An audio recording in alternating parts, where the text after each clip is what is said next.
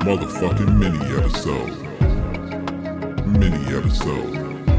Motherfucking mini episode. Yep. There it is, ladies and gentlemen. Welcome to another phenomenal episode of My Mama Told Me, a mini episode. That's right, motherfuckers. This one's little. It's strong as fuck, though.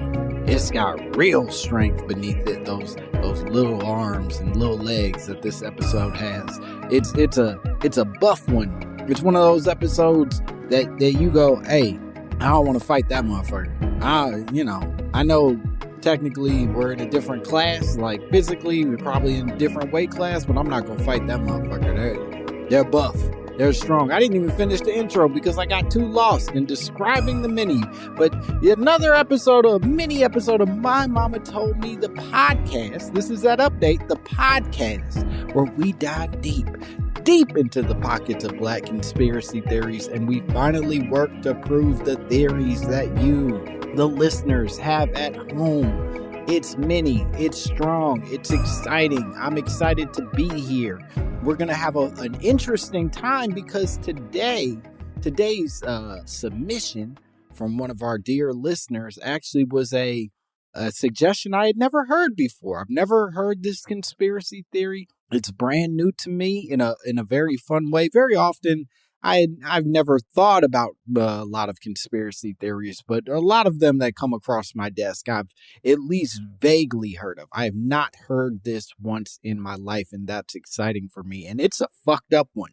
Let me tell you, before we even jump into it, this one's real fucked up. It comes to us from a woman named a person. Let's say person. I don't know that this is a woman. It's a person named Doria. And I hope I'm pronouncing that name right, because if not, it's a little too close to diarrhea for my taste. You know, it feels like I'm being mean to a person if I say their name wrong when it's this close to liquid poop.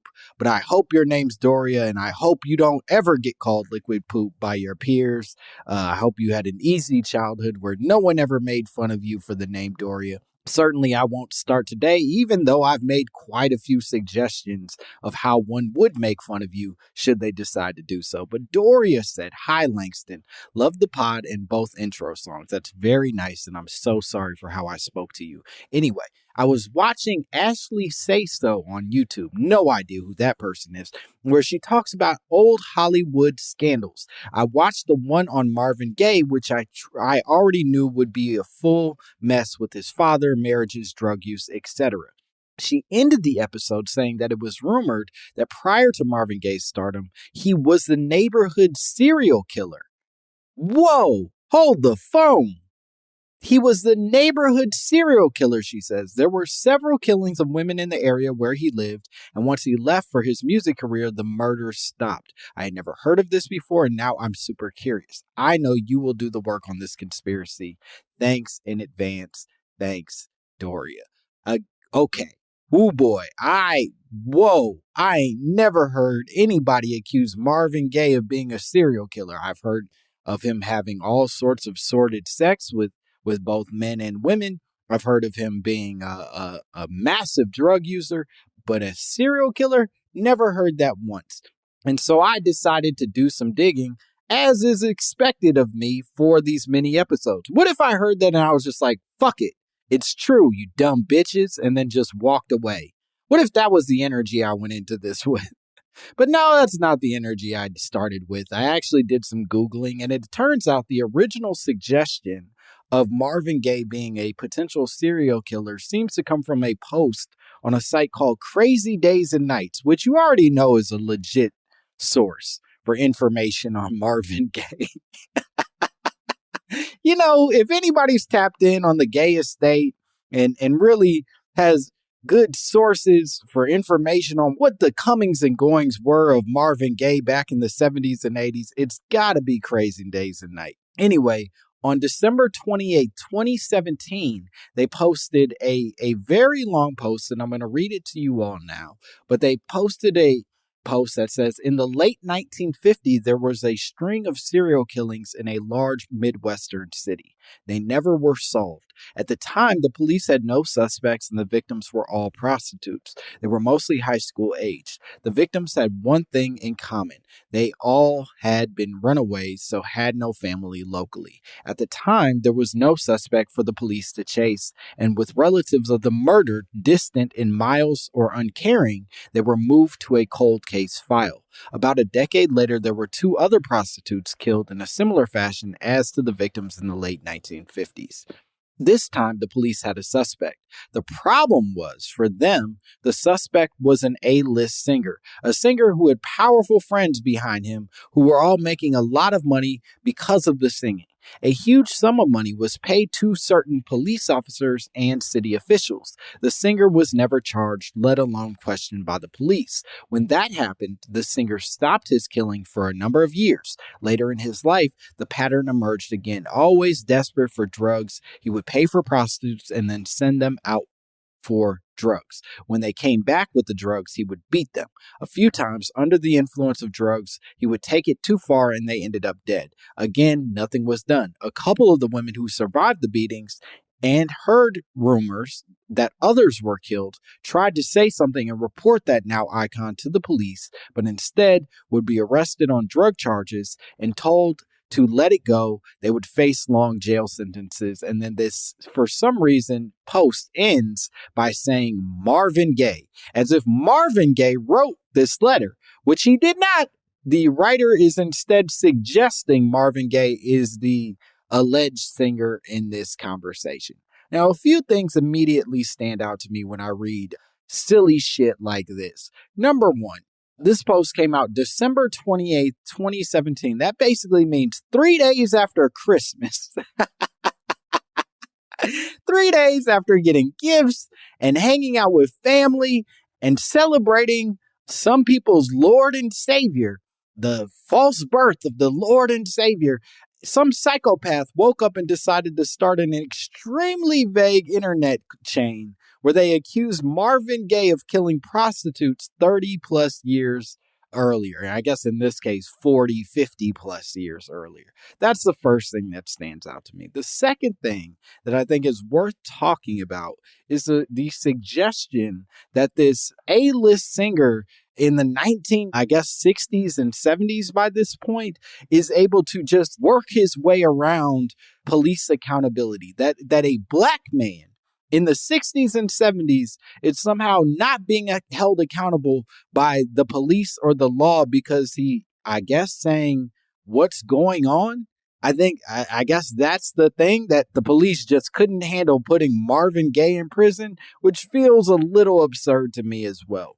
More importantly, and this required a little more digging, because this obviously is an extremely vague letter. It doesn't have much information. It's not even saying what city these things are happening in or who specifically is being murdered or suggesting that they know of these murders or even beatings.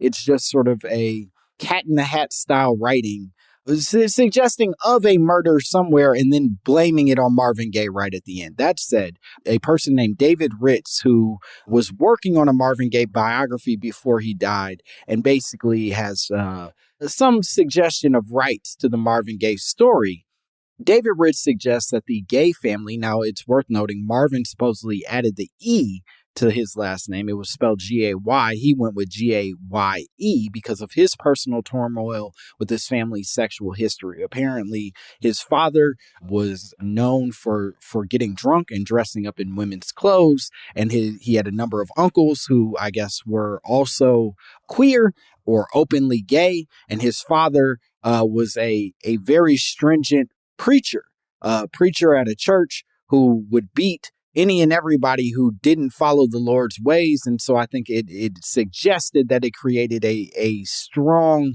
complexity in Marvin Gaye's head, and he wanted to steer as far away from the possibility that he too might be homosexual, and that E, I guess, did some of that work for him. There are also suggestions in David Ritt's biography of Marvin Gaye that Marvin had a similarly strong history of violence in his family, that his family was rich with violence. I just told you his dad used to beat the shit out of him and his family. He mostly beat Marvin because Marvin wouldn't stop singing secular music. You know what I mean? Marvin was up there singing about getting girls wet, and his father didn't care for that one bit, so he would beat the shit out of him. But apparently it wasn't the only reason that his dad would beat the shit out of people, his mother included. But he says that there's a strong history of violence in this family. He even says, and this is quoting David Ritz, he says, Marvin's mother told me that there was all kinds of violence in the family in Kentucky. She said that one of her brothers-in-law had actually killed a woman. Marvin was haunted by this background. He felt he must have inherited his family's sin, but it was just as bad on his mother's side. His father actually once shot her mother, though he didn't kill her, and he died in a hospital for the insane. Now, this could easily be what's being conflated when this person on Crazy Days and Nights decides to write a real fucked up, vague story about Marvin Gaye, the serial killer. He obviously comes from a weird family filled with violence, that women were killed and shot and hurt as a result of the men in his family. And maybe this is a person who read this biography and began doing some conflating. Marvin's father also mercilessly, and we talked about the beating for his sinful nature, which was largely connected to his inability to connect back to gospel music instead of the nasty music he put out on the radio. Now, it's worth noting also his dad would later kill Marvin Gaye. His own father killed him, for those of you that don't know. He shot Marvin with a gun that Marvin had actually bought him a few weeks earlier. His father was looking for a letter in the house. He was raging around, very angry, presuming that Marvin's mother, knew where that letter was. He burst into a room where Marvin and his mother were hanging out, I guess talking. And then he went towards Marvin's mother to presumably do one of those classic beatings he's known for. Marvin stepped in, punched his dad in the face, and his dad had previously quoted that if Marvin had ever laid a hand on him, he would kill him. And then he did exactly that. He shot Marvin in the chest. And he was only given 5 years probation, which is fucking crazy. But, you know, you kill one of the most famous and prolific singers of all time, and I guess all's well that ends well. I don't know. There's no cool way to explain away why the court system would allow that to happen. But who am I to judge? You know, I might murder my family someday. So I'm holding tight to being able to get 5 years probation.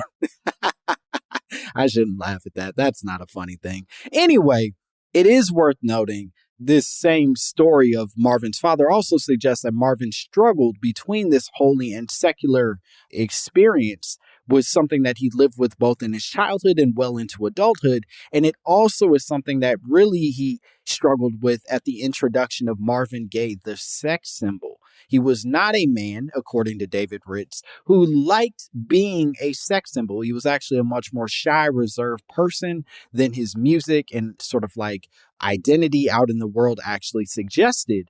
And he used cocaine and other drugs to better access that part of his persona, which eventually led him to become impotent, both physically and psychologically. He just could not bring himself to do all of the things that his music would lead women to make him think he could do. In fact, because of his intense religious upbringing, Marvin didn't even lose his virginity until he was 17. And you guessed it, he lost that virginity with a prostitute.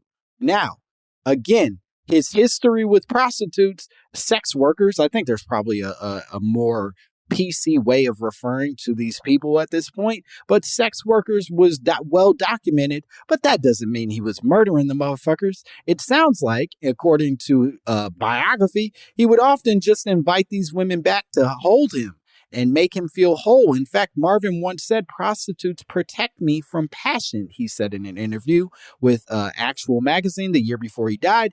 "Passions are dangerous. They cause you to lust after other men's wives."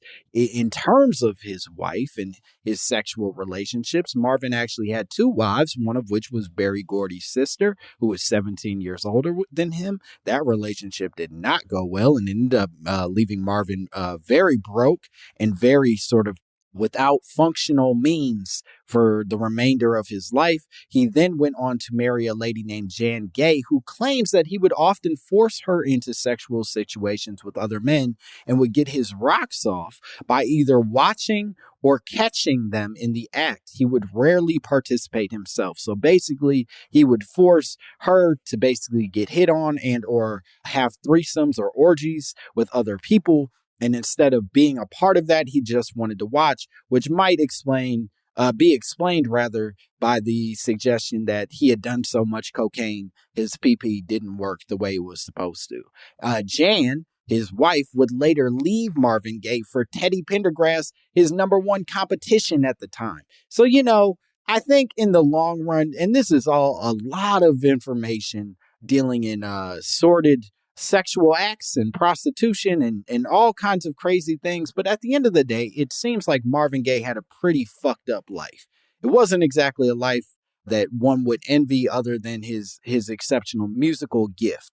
And so with that, you could easily add some spices to that story by making up some shit about him being a murderer. Because at this point, fuck it. With everything that happened in his life, he should kill people, and he deserves to kill people. The man made Mercy, Mercy Me. If anybody deserves to murder some people, it should be Marvin Gaye. So do I think Marvin Gaye was an actual serial killer? He was not. He was a very troubled man who lived a very troubled life and somehow managed to still make beautiful music in the wake of everything that was happening to him.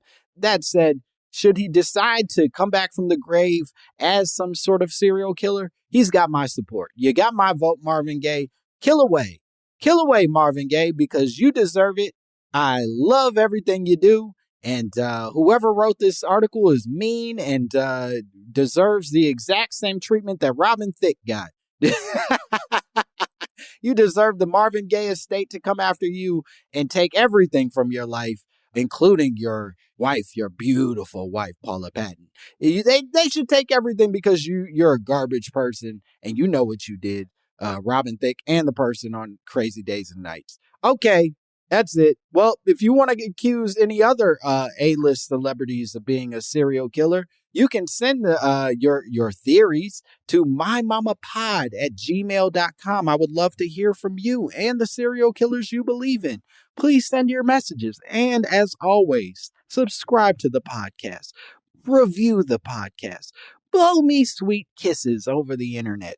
I need the affirmation. This means the world to me to hear you guys saying nice or mean things. I just need the human contact at this point. I'm running out of people to talk to.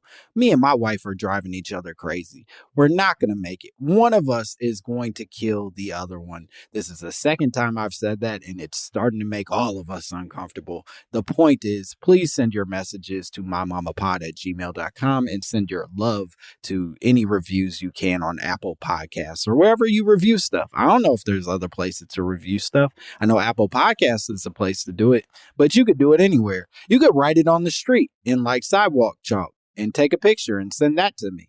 I'd like that. I post that somewhere, probably, maybe. Okay, I've rambled for far too long. Bye, bitch. Motherfucking mini episode. Mini episode. Motherfucking mini episode. Motherfucking mini episode. Mini episode. Motherfucking mini episode.